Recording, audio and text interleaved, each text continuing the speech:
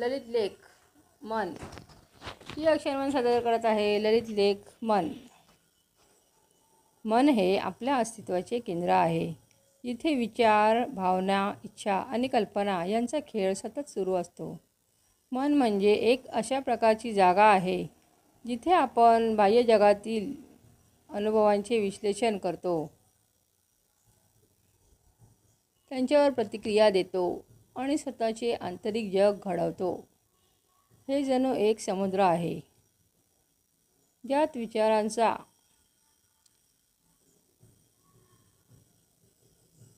विचारांच्या लाटा सतत उमटत असतात, कधी शांत तर कधी उसळलेल्या. मनाचे वैशिष्ट्य म्हणजे ते अपरिमित आणि अव्यक्त असते.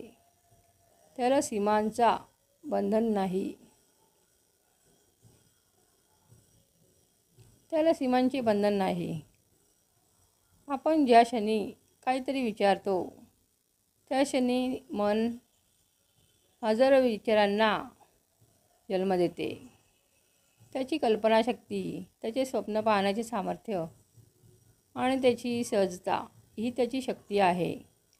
मनाच्या या गुणांमुळेच माणूस सतत प्रगती करतो, नवनवीन शोध लावतो आणि जगाला बदलवतो.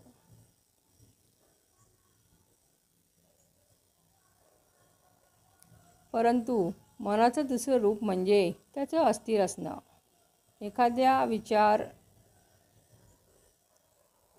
एखादा विचार एक क्षणात सुखद अनुभव देऊ शकतो, तर दुसऱ्या क्षणी दुसरा विचार चिंता आणि अशांतता निर्माण करू शकतो. मनाच्या अस्थिरतेमुळे माणूस कधी आनंदी तर कधी उदास होतो. या स्थित्यंतरामध्येच त्याच्या जीवनाचे रंग भरले जातात. मनावर नियंत्रण ठेवणं हे एक कला आहे. मनावर नियंत्रण ठेवणं ही एक कला आहे, जी साधनेतून, चिंतनातून आणि आत्मचिंतनातून विकसित होते. मनाची आणखी एक वैशिष्ट्य म्हणजे त्याचं कुतूहल. ते सतत जाणून घेण्याच्या इच्छेने प्रेरित असतं. एका विचारातून दुसऱ्या विचाराकडे, एका अनुभवातून दुसऱ्या अनुभवाकडे मन धाव घेतं. त्याचं हे कुतूहलच माणसाला नवनवीन अनुभव देण्यासाठी, शिकण्यासाठी आणि जगातल्या गूढ गोष्टींचं उत्तर शोधण्यासाठी प्रवृत्त करतं. मनाचं आयुष्याशी नातं हे खूप गूढ आहे. आपण ज्या गोष्टींवर लक्ष केंद्रित करतो त्या गोष्टी आपल्यासाठी महत्त्वाच्या होतात. म्हणूनच मनाचं स्वच्छ, सकारात्मक आणि शांत असणं हे खूप आवश्यक आहे.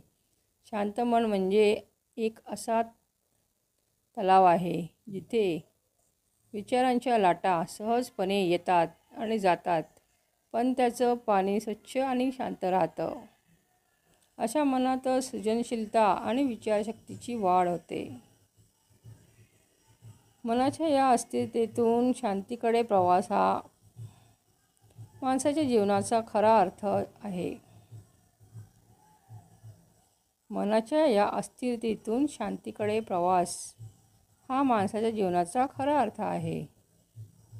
ध्यान, योग आणि आत्मचिंतन हे मनाला समजून घेण्याचे आणि त्यावर नियंत्रण ठेवण्याचे साधन आहेत. जेव्हा मन शांत होते तेव्हा आपण खऱ्या अर्थाने जीवनाचा अनुभव घेऊ शकतो. मनाचं स्वातंत्र्य आणि त्याची अनंतता हेच माणसाचं खरं सामर्थ्य आहे. हे अक्षरमन.